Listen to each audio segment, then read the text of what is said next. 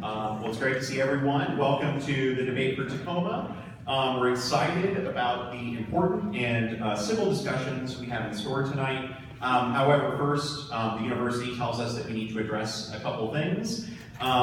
We need to explicitly say that UPS is not endorsing any particular candidate tonight, and that there can be no soliciting of donations here on campus this evening. So if you're going to raise money, you have to do that in some different place.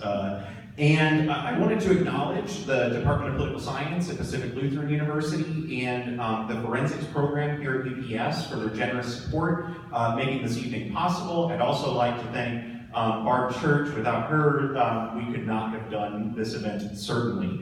With that, I'll introduce myself. My name is Dr. Michael Artime. I'm a visiting assistant professor of politics and government at Pacific Lutheran University. Great. And, my name is Dr. Todd Hay. I work at the National Oceanic and Atmospheric Administration. I'll talk a little bit about kind of the format for the debate tonight. So we have 4 debates going on. The first one's going to be about a 40-minute debate with the mayor candidates. What we're going to do is we're going to do about 10 questions. Each question is going to comprise about 4 minutes. We have 2 main topics: social justice and the environment. And so we'll have about 10 questions with the mayor. We'll take a 5-minute break. We'll then invite the port commissioner number 2, the 2 candidates up for that. We'll have about 5 questions, again covering social justice and the environment, about 4 minutes each for each of the questions. We'll then go to council position number 6, with Ms. Hunter and Ms. Neal, and in the same format, 5 questions, 4 minutes per question, 2 same things. Then the final one will be council position number 2 with Mr. Collins and Mr. Cowan. Again, the same format. So with that, I would like to invite our 2 mayor candidates, Mr. Merritt and Ms. Woodards, up, if you would. And what we'll do is we'll start out. We're going to invite both of them to do a quick, about a 60-second kind of opening remarks, if you would. And then we'll dive right into some questions. Just one quick note. Forgot to mention, if you have your cell phones on, if you could please turn those off. Also, we're going to ask that you hold applause and hold commentary until after the debate. So just to make sure that we have a short period of time for each of these debates, we want to make sure that we spend as much time as possible hearing from the candidates.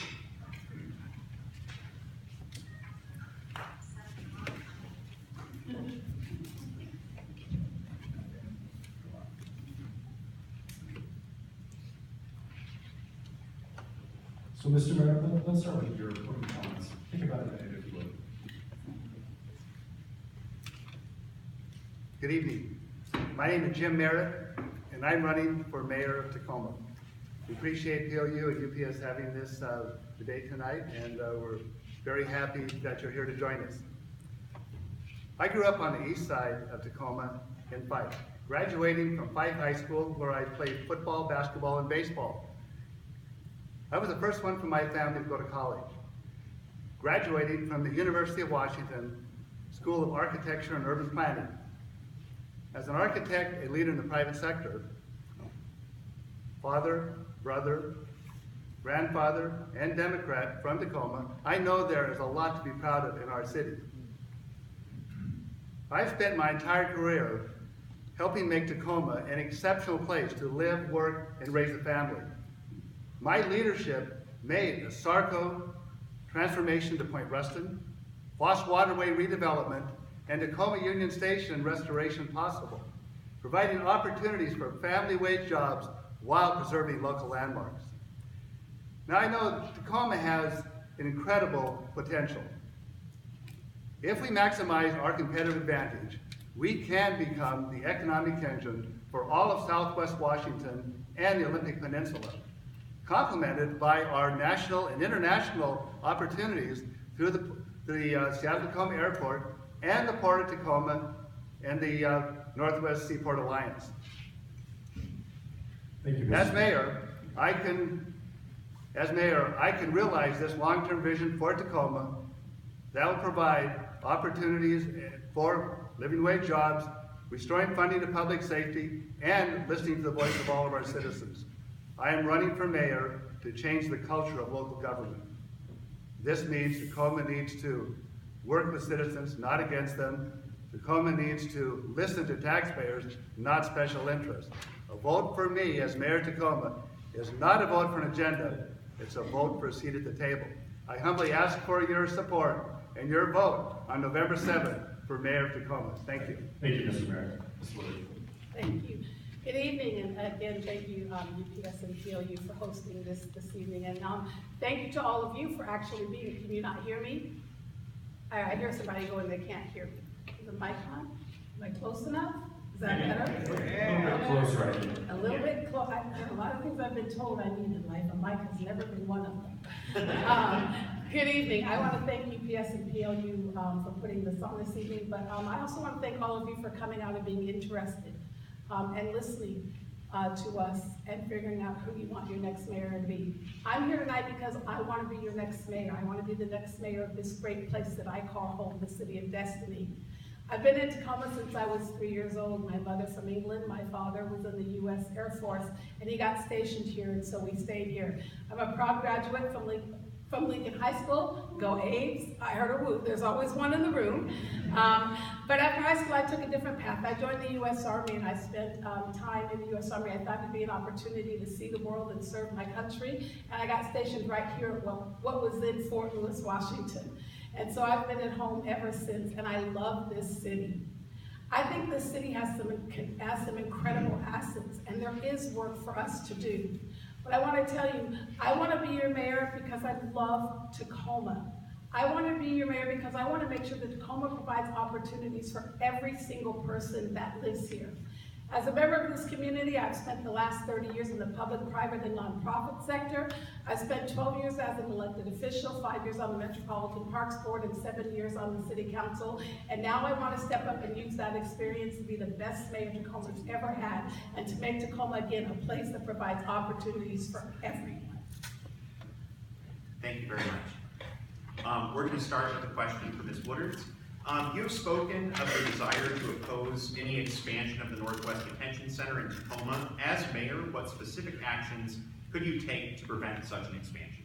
Well, I'll tell you one of the things, and let me be honest with you, we learn every single day on this campaign trail, and I learn every single day as a citizen. And one of the things that came up several times in the primary was something that Ms. Lopez raised, and that was, you know, it is a federal detention center, but there are things that we can look at from a city code perspective. I want to stand with Bob Ferguson and the suit that he's filed, but I want to make sure that if we have no rights to shut them down, that we make sure that they're abiding by every code that's written, that they're following all the policies and all the laws that we have here in Tacoma. So as mayor, I plan to make sure that we do a full review of that to make sure they're abiding by their laws, and if they're not, it is definitely my intention to make sure that they do. What is the extent the city could do in that? So even enforcing all of the codes, what is reasonable for a citizen of Tacoma to expect with restricting the expansion of the detention center? I mean, we can use the voice of the city to be able to stop expansion, and we can change the code to make sure that they don't expand. But all we can do is set the policy by which they have to be governed by. And so I think we can set policies that we can set. But I think the biggest hammer that we have is making sure that they're abiding by our current code. Mr. Merritt, what do you think of the same question? So what could you do as mayor of Tacoma to restrict the expansion of the detention center? Okay, first of all, this is an example why I keep saying we need to change the culture of local government. These kinds of issues need to come out early before they get locked in to this community where we have something that becomes uncomfortable and something that should not be part of this community. I am not for private prisons. I am not for this kind of treatment that we see that's happening down there. Thank goodness for our Attorney General that's going to challenge those things that are happening to some of those that are being detained. Next, Sanctuary City, we need to be respectful of that. And also, this legal defense fund seems like a good step. I think we need to be more aware of the challenges that are happening down there.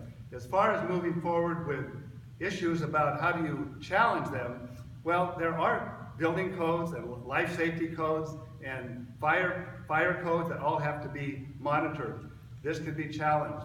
We need to make certain that it sees the light of day and no more backroom deals this is one of those examples.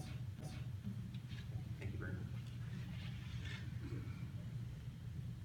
So, Mr. Merritt, according to U.S. Census data, Tacoma businesses are twice as likely to be owned by men as by women, and 3 times as likely to be owned by non-minorities relatively to minority populations. What could you do as mayor to reduce this disparity? Well, the first thing you have to do is get a good educational foundation, which we do have with the University of Washington, Tacoma. We have UPS and PLU that are providing great opportunities for both men and women and all different ethnic groups. We need to have programs that really start to explain the opportunity to those citizens through the Economic Development Board, through the Chamber and others that can start to mentor. You have to have opportunity pathways, but we have to get companies starting. We can do those that can start up here, but we need to have companies that start to think of this as a friendly city where there will be job opportunities. Right now, our council the last couple of years, again, as part of culture that we need to change, are really chasing big company jobs away from this town. We've got to turn that around so we can get jobs growing in this town, to grow our tax base, and to get back to covering what needs to be covered for public safety and other benefits and things that we need for our citizens. So I think there are ways to do that with good education and get that as a forerunner to make sure that people have opportunities. Thank you. Ms. Woodards, would you like to respond to that question as well? Absolutely. You know, what makes our city so great are the small businesses.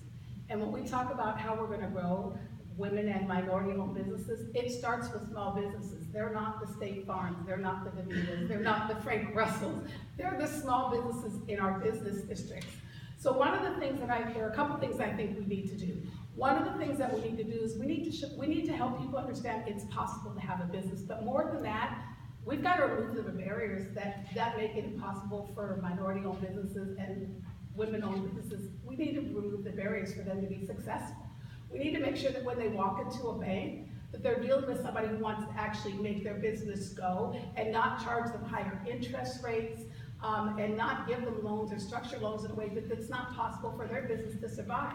I also think the other thing that we need to do is, while we have a Hispanic Chamber of Commerce, I think that we need to work more closely with our local Chamber of Commerce to make sure that the same businesses and services they provide to our larger and medium-sized businesses, that we help build up our small business base so that they can become members of the Chamber and grow in Tacoma. I've seen a lot of small businesses close in Tacoma that have been successful in Seattle. That's because there's a different culture here. And we need to make sure that when small businesses come to Tacoma, that we're actually setting them up for success. And so we need to support them. We need to be able to give them ombudsmen at the city so that they can understand how to navigate all of those things that happen in the city. One of the things that's going on with the city right now is we just got a federal grant that's working with women-owned businesses and minority-owned businesses that's actually helping them develop business plans. It's actually helping them become successful by giving them the ability to be able to do that. Thank you, Mr. Woodards. So we're going to switch to a couple of environmental questions now. A very hot topic right now is Puget Sound Energy, the liquefied natural gas facility. So Ms. Woodards, this one will be addressed to you. I would like to ask you about the PSC LNG facility. When considering it environmentally, one can look at the environmental impacts locally or globally to determine whether it's beneficial or detrimental to the facility. However, when you look under both lenses, the facility actually appears to be a losing environmental proposition. Let's examine why. Locally, there's 2 towed vessels. When they're tied up in the port, they're on shore power. So they're not burning that heavy bunker oil, nor would they be burning the LNG. And so the only time that they'd be burning that would be when they're transiting to and fro the port, maybe an hour or 2 a week. However, that facility is going to be emitting 21,000 tons of carbon dioxide continuously in a given year. If you look at it globally, what we're seeing scientifically is that the evidence is showing that methane leaks actually make natural gas a worse fossil fuel than oil and potentially coal even. And we're seeing that that's being backed up by good scientific evidence. So my question really is, how do you justify this project in the environment? As I understand it, and I always preface it with the way that I understand it, TOE is under a federal mandate to get a cleaner burning fuel. And in this transition fuel option, LNG is the only option they have for cleaner burning fuel, again, as I understand it. When we talk about LNG, while I think tow needs a cleaner burning fuel, and I believe that to be true, and while I believe that we are saving hundreds of jobs by getting tow to cleaner burning fuel, I also trust the regulations and the experts who will make sure that it's safe for Tacoma. I trust our fire chief. He lives here, his family lives here, I live here, my family lives here. I don't want anything in our community that's gonna be dangerous to our community, but I'm also not an engineer. And so I have to trust the experts that regulate this, and I do. If our longshoremen union, who is there every single day, who breathes and works on the port, for their members that they support every day, say this is a better option for their members, I trust them because they're there every day and they trust me, and that's why they've endorsed me. So I think as we talk about, again, transition fuel, as technology changes, LNG will go away. And I hope that I want to make sure that we have greener jobs on the port. Thank you. So, Mr. Merritt, I'd like to turn that same question to you. Again, when you look at the evidence, you start looking at it, whether it's a local consideration, you look at it locally, each way environmentally, it looks like it's a losing proposition. We've heard people try to greenwash this one, but it really does look that way. So I'd like to understand, on your website, you talk about we have a foreign investment bank who wants to decide the future of Tacoma's tide flats behind closed doors, an LNG plant permitted behind the backs of our community with no regard for the environment. So I think from that I can discern what your answer might be is whether you support it or don't. But I'd like to hear you clearly articulate, do you support the LNG facility? Do you not? And if so, why? Maybe give some comments to Ms. Woodards' comments as well. Well, after many months of asking for answers, I'm an architect and a researcher. I research things around the world. My answer is no, I do not support it. Why do I say that? Well, first of all, we need to change our culture in this city of local government. We need a change of culture. This was a backroom deal before many of us knew about it. This is the kind of steps that we need. Now, if it had the light of day, would answers have been different? Would PSC come with more really detailed scientific information? What we are getting is PSC PR job. There's nothing that I see in any of the ads that's talking about really the facts. And there are counterpoint on this. That is a serious problem. Now, so we need to look at this in much more detail. Our future is renewables. It is not the fossil fuels. We got to start thinking of our city for the next 50 or 100 years. That means we start making steps towards that. I have heard people say that this LNG is the fuel from hell. Is that what it is? I don't know. But I'm telling you this, we need to start looking out a ways. And I need to be in there to start challenging and making sure we get back to set a vision for this community, that we all have a seat at the table to say this is what we want for our kids and grandkids and what we expect to be passing on to them. Right now, the risk of something that is in the middle of a million people within a few miles is unconscionable, and we need to do a better job. It starts from opening the doors and changing our culture so we will have a chance to really hear, and all sides will want to have good, solid information to state their case. Thank you very much. Please hold your applause. Mr. Merritt, I'd like to now talk about the tide flats interim regulations. About The tide flat interim regulations. As you know, the Planning Commission is working on a set of interim regulations that would restrict certain fossil fuel industries in the port of Tacoma. What is your position on these interim regulations? Are they needed? And in particular, if I may extend that, the latest incarnation that I saw did not actually put interim regulations on the existing fossil fuel facilities, only on new ones, which is a little bit of a problem in my opinion. So I'd like to hear your responses to that. Would you support the interim regulations, and would you support regulations on the existing facilities as well as new ones? I think if you're going to have a plan and look for the future, we have to make sure that nobody sneaks under the radar and allows anything to happen in the middle of this thing. So I'm not so certain I'm really happy when I see the interim regulations now, because things can sneak in. If you know what vesting's about, that means that somebody can get something vested tomorrow and we don't have any chance to do anything about it. This city should have learned a lesson a few years ago with Walmart. that vesting got into trouble. They had to pay $2 million in a couple of years ago. So there's issues about this that are very serious.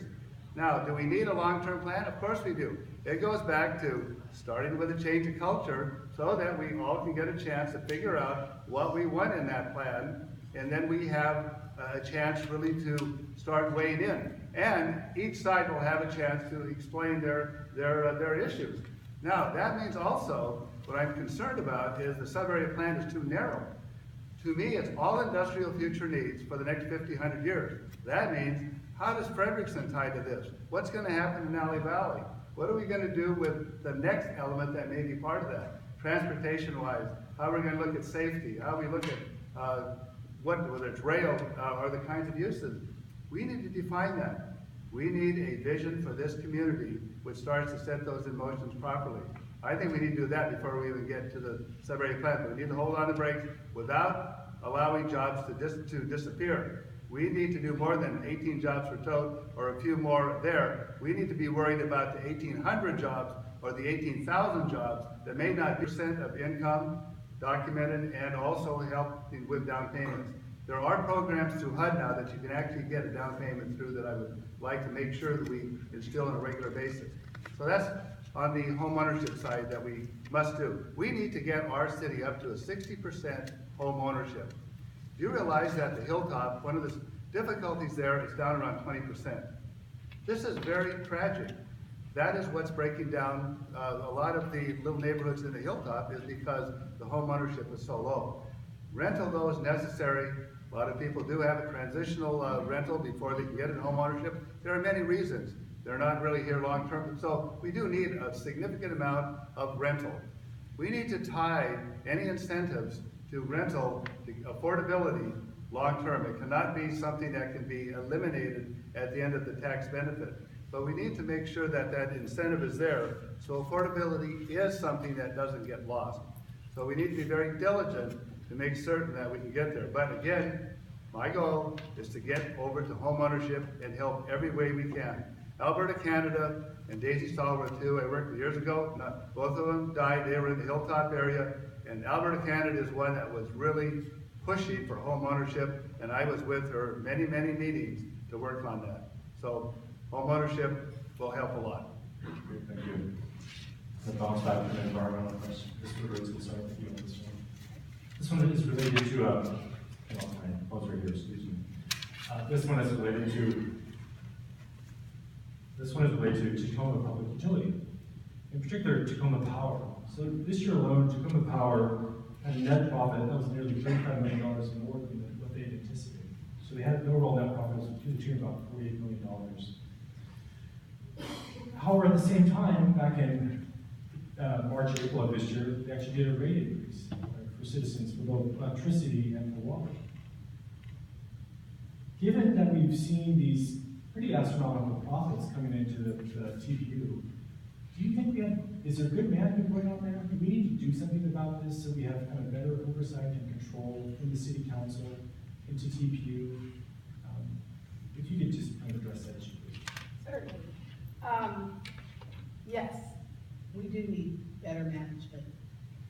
And most of you have heard that the current manager of Tacoma Public Utilities will be moving on as of December 2nd of this year.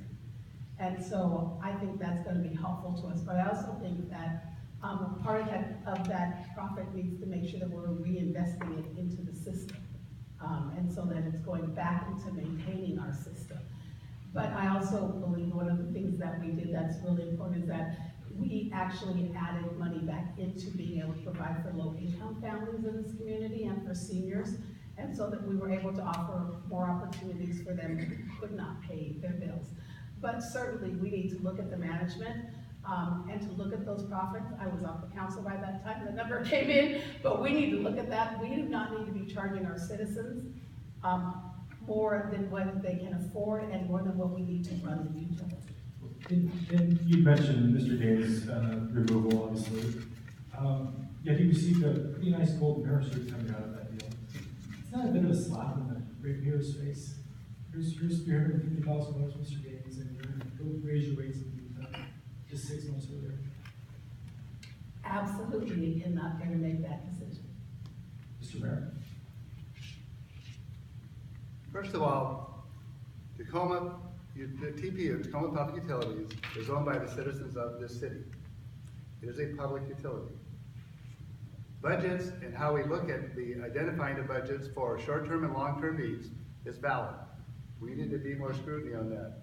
My experience of $80, $100 million projects where I feel very comfortable in being able to challenge budgets no matter what the scale. We need to be able to look at those things.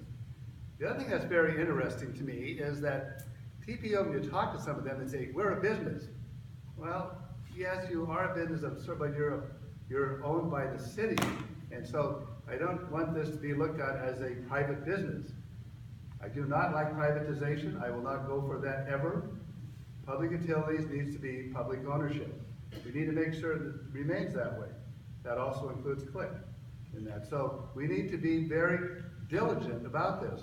There are some challenges for TPU because we have 8 dams and we have a lot of assets there, but they're owned by the citizens of this city. Another thing that is a surprise, if you start looking deep into the facts, is that this dam, the system of the 8 dams that we have, is at X as far as cost per kilowatt hour. But because this business we have has gone so far outside of our city limits without any connection, you know what's happened? We have to buy power from Bonneville, which means the rate is higher so that it's blended. And you know what's happening? The citizens of Tacoma are paying a higher rate than what if their system was for the city. Now, something's kind of unusual about that we need to look into that. We need to have something that we understand that this needs to be a city asset that is owned by every citizen in this city. So, scrutiny, there has been some movement. Now, if you talk to TPU people, they're not exactly happy with the oversight of the executive director or the director of public utilities now, which is now part of their, and so there's been, in their mind, an erosion of their independence. This is a city department that we do have to have some constraint on so we don't start eroding their asset because it is something that's necessary long-term. But we need to be mindful that we look at this holistically as a city first. Thank you. Another environmental question, this time we'll start with you, Mr. Merritt. Currently, the city operates under the notion that as long as a proposed industry coming to the city does not break the law, it's fine to have it in our city. If there's never any discussion about what is being proposed, how it actually aligns with our values and vision for the city. My question to you, should we, and how do we make the transition to one where we vet industry proposals based upon the agreed vision and values of the city? So in other words, how do we get beyond the notion that any job is a good job for Tacoma? How might that be done administratively, via regulations, or other mechanisms? Mr. Chairman. First of all, we go back to the culture. We have to have a different culture in our government so that we have a very open discussion about any of these opportunities. We need to have a vision about what we want in the next 50 or 100 years as a city. We haven't been doing that. Meetings do not take place behind closed doors, any of them. The examples I could show you that I was involved in with SARCO, every meeting, and one thing I told the SARCO going into that is no meetings behind closed doors. Everything was at the same table as anyone else, and they had to justify everything that was done. And in 20 years, there's been no fights. We need to do that. Any job then that comes into this community, once they know what our vision is, so we've got to set a plan and a vision, not little sub-area plans all over the city, but what do we want to be as a city in the next 50 years? When we do that, then I think it'll amaze everybody in this room, the kind of quality companies that want to justify what they can bring to this community. We need to do that. We need to reach out and to make sure that we then invite the right kind of businesses that will fit our model. We can do that. Ms. Williams? Well, I think we have an opportunity, and I know we hark back to this sub-area plan, but we have other plans in our city. We just went through this huge process, Vision 2025, where we met all over the city with hundreds and thousands of residents who gave input to the vision of what they want Tacoma to be. Did anybody in this room participate? I see a few hands that went up, who participated in the vision. We spent all this time visioning for what we want the city to be. I think what we've got to have is somebody who can actually then take what you said you wanted and actually implement it. And make sure that the city is abiding by it and that we are measuring. We've done the work. We just need to now implement the work that we've already done. So often we keep spending time visioning and visioning and visioning and visioning. We need to actually implement the vision that you've set. And if you look at that Vision 2025 plan, it really addresses every issue in Tacoma. It talks about education, it talks about jobs, it talks about growth, it talks about affordability. And you all have been a part of that. It's time to bring that document out and to implement what you've actually said you want this city to be. Thank you very much. Ms. Woodards, a senior writer for the website Wallet Hub, looking at data for economic opportunity, quality of life, and healthcare for the 150 most populated cities for persons with disabilities, indicated that Tacoma ranked 117th out of 150 on their list. As mayor, what could you do to improve the life for persons with disabilities in this city? There's a lot we can do. Some of it we're doing now. When I was on the council, we actually created the Office of Equity and Human Rights. And that is a tool that we have to actually look to make sure that everything we do in the city is looked at through that lens, and that includes people with disabilities.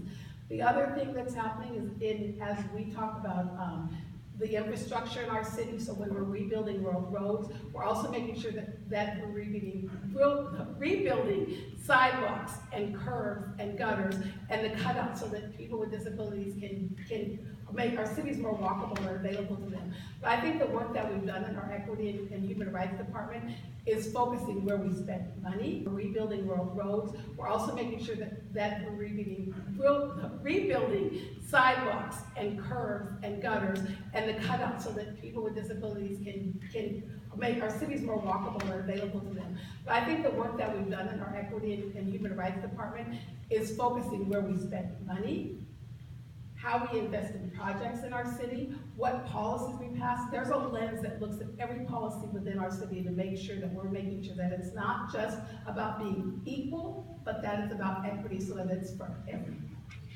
Thank you, Mr. Merritt. What would you do to make Tacoma a more accessible city? First of all, raising awareness throughout the city becomes very critical. When I took my state licensing test, a 4-day test, one of the fundamental things of that test, which was ADA, accessibility, I would not have passed my state licensing test without understanding or being very sensitive and aware of that issue, because it was earlier in the whole notion of how do we take care of people with disabilities. So I'm very sensitive to that. All the projects that I've done all have accessibility as a big issue. We need to challenge Public Works and all of the building officials to make certain that they're looking at these things early on in projects to make sure that the criteria is well understood and how we're going to address that. We have a lot of road work and accessible issues and curb cuts that are being done around our city on a regular basis. Taking care of how we do pedestrian and bicycle and everything else in that mix is that we do have a transportation plan. We do have the program of the Equity and Human Rights Department, which is very good. I think we need to continue to kind of monitor and make sure that the implementation is well understood by the public. Again, get the culture so everybody can talk and experts can get to the city council and not just have 3 minutes once a month to discuss these issues. We need to get it so the dialogue is something we can learn from the experiences out there and implement things in a very effective way. Thank you. So we have about 5 minutes left, so we'll hit an environmental question. And we'll start with Mr. Merritt on this one. So given the significant environmental pressures facing our community, whether it be pressures to build or expand fossil fuel facilities, properly cleaning up our degraded environmental sites, we're dealing with the consequences of an extremely hostile presidential administration when it comes to the environment. Our city demands committed environmental leadership. You're an architect, so what experiences do you bring that make you the right candidate in terms of the environment to be mayor of the city? First of all, for my career, since really about for the last 30 years, I've been involved with environmental projects at every level. few of the projects which they didn't think were possible to put together at Sarco. I was the lead that facilitated turning to Sarco, which is now transformed into Point Ruston. Without a good understanding of dealing with EPA, ecology, and all of the different factors, the fisheries, wildlife, everybody had to be part of that. Once we had a successful step there, we were hired to do the same thing for Foss Waterway. After those, I've actually been working for different agencies and different groups around the western United States. Down in Oklahoma a little bit, in Salt Lake City, we did a 15-month working with EPA over in Idaho to work on a cleanup, which was very contentious. We got to an agreement with citizens and EPA at that. So my experience is knowing all the players, knowing how things get put together, knowing like for right now, we need to challenge what Occidental is doing down in the port. We need to do where the little Penwalt site was. There's a garbage dump down there off of Milwaukee that most people don't know about, that I know about, is there. We need to challenge these things. We can do it in an open way. Again, culture needs to be where we have the discussions and we're not afraid of them and we're not just burying more things.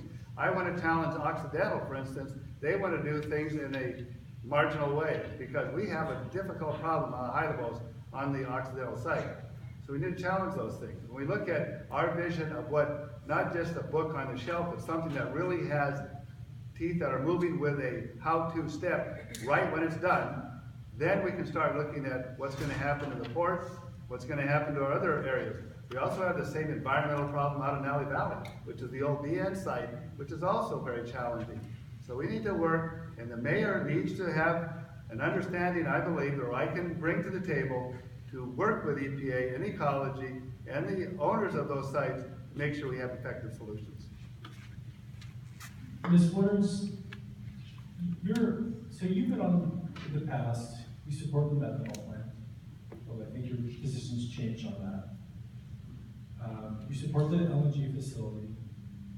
You were a council member when the city decided to join a lawsuit against some local citizens who wanted to have more control of local water resources. So I'm trying to understand, can you talk to how your leadership, what does your leadership look like environmentally when we see that type of thing pass?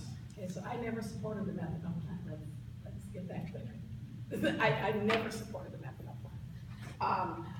But let me say this. We're spending a lot of time talking about just the environment from those particular items that you named. But the other part of the environment in Tacoma is the people. Right here in Tacoma, if you live in the 98404 zip code, your life expectancy can be a difference of 17 years from living in the 98406 or 407 zip code. That's an environmental issue. We talk about food deserts in our city and the fact that the east side and the south end barely have a decent grocery store.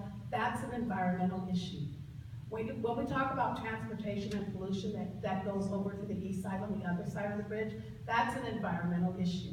So in addition to talking about the port and Alley Valley, we also have to talk about the people, what they experience and what their environment is like. So as a person who grew up in this city, I get it. I've lived it. I live it every day. I interact with those people every single day. So when I talk about the environment, it's bigger than just those few projects that you named. So as mayor, I want to make sure that when we talk about equity, that we're really talking about equity in the environment and that we're talking about it in every neighborhood. So that we're providing the same opportunities for every single person who lives in this city. So that the environment for everyone who lives here is the same, and everyone has an environment that gives them the same opportunity. Woo! So let's just expand that a little bit further. So we know there's been some kind of environmental rift kind of going on in the community right now. We had the kind of red line group, and then that kind of, went quiet for a little bit. We defined ourselves as Redefine Tacoma, the Tacoma Roots group came up. So we've got kind of a chasm that's emerged. So, I'd be curious, as mayor, how would you address that? How would you bridge that? How would you bring people together? Because that's, we've got these very passionate individuals out there working in the environmental space, but now we've kind of alienated people out as well. We have one where we have, the Tacoma Roots group that's brought on the African American community a lot. But tribes kind of out there still, right? and they're suing against PSC LNG. How do we bring that together? How do we bring the community together on this? I am so glad you asked that question. I will say this. As a resident of Tacoma and having been here almost all of my life, and this may not sound, let me finish. I am so incredibly proud of the passion that has come out from citizens in Tacoma around an issue. All of my time here, I've never seen so many citizens care so deeply and come out so passionately for issues. Now, I think that's a great thing. I think that we need to be able to turn that energy to look at everything in our city and have that same vigor and passion around homelessness, around affordability, around neighborhoods that don't get the same thing as other neighborhoods. And so I'm proud of it. I'm glad for it. But I think you're absolutely right. We need to come together as a community, and like I said, to talk about other additional issues, not putting that issue to bed, but talking about additional issues. So one of the things that I want to do as mayor is I want us to all get in a room together. And I want to have real conversation, and not just about what we don't want, but what we do want. And I want us to spend that energy also figuring out how we move forward and what we can do together, because the one thing you can't argue about is that everyone who's speaking, no matter where you are on the issue, is incredibly passionate and is doing it out of the love and care they have for this community. And I think as mayor, it's our responsibility to make sure that we recognize that in everybody, and then we bring everyone together to have these real conversations about how we move the city forward together. If you could maybe take 30 seconds, I kind of snuck that question in there, or timekeeper's going to get upset with me here, so maybe just 30 seconds to respond. Well, again, to me, goes back to the culture. This LNG thing, the methanol, which was supported by the whole council, they wrote letters and they signed them, that they said they were for the methanol behind closed doors. We have to change a culture that everybody has a seat at the table. And it's the process of how you document everybody's issues so you do have a seat. It does not work with 400 people in a room for 2 hours. That's not the way you get an engagement of a full community. We need to change the culture to get there. LNG is just a symptom of a real challenge that we have as a community to get dialogue. Everybody needs a chance to state their case and figure out what we're going to really have for a future of this community. For the next 50, 100 years, that's what we need to do. Thank you, Mr. Merritt. How about a round of applause for the mayor?